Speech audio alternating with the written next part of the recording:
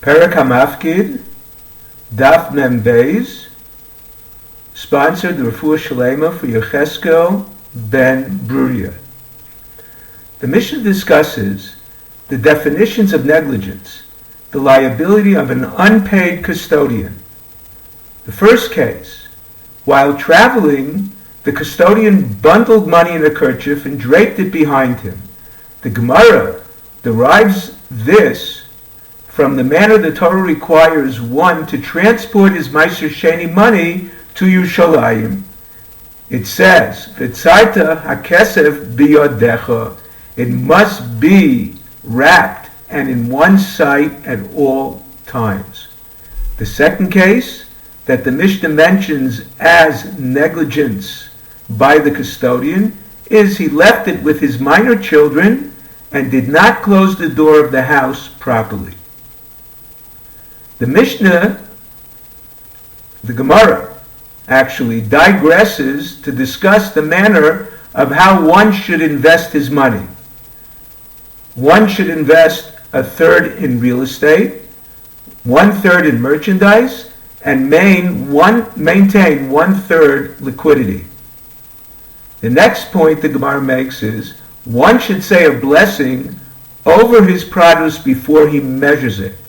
A blessing is bestowed by Hashem on an unknown quantity. The next halacha discusses what is considered proper guarding of an entrusted item. According to Shmuel, a custodian must bury money he is guarding in order not to be liable for theft, unless the money was deposited late Friday night before Shabbos. Then he has until after Shabbos to bury it. However, if the money was deposited by a Talmid Chacham, the custodian can claim, since Torah scholars are particular to say Havdalah over wine, he did not bury the money in case the Talmid Chacham would need it to purchase wine. The Gemara concludes that as thieves became more professional, the only safe place are hollows close to the surface of the floor or the roof up to a tefach, since reverberations cannot be heard so well. The Rishonim use the term of the Gemara nowadays, the fact that the Gemara uses it a few times to indicate that the manner of guarding is dependent upon the time and place. The next inyan that the Gemara brings up is that it distinguishes money from chametz, buried under a collapsed building. There the Chachamim require 3 tfachim so that the dog does not smell the chametz and dig it out. Here, a tefach suffices for it not to be visible. The Gemara decides concerning the machlokus of tchilaso b'pshia misofal ones that the custodian is liable.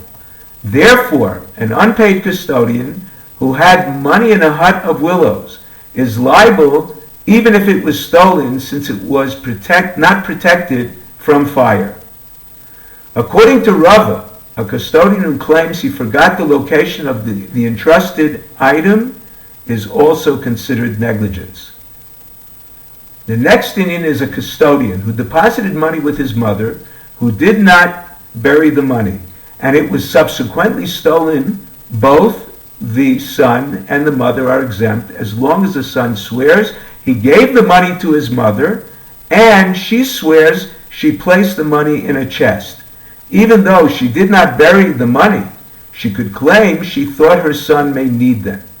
He could claim he did not tell her they belonged to another so that she would guard the money even better. The next halach of the Gemara is an administrator for orphans purchased unknowingly a toothless ox, deposited him by a herdsman who added it to his herd and did not notice he could not eat, and the animal eventually died.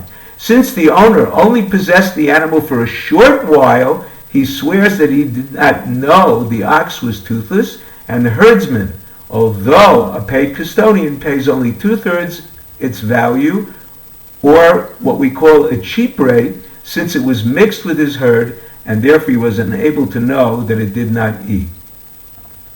The last halach of the Gemara is, a custodian who owns hops also takes hops from another person to watch.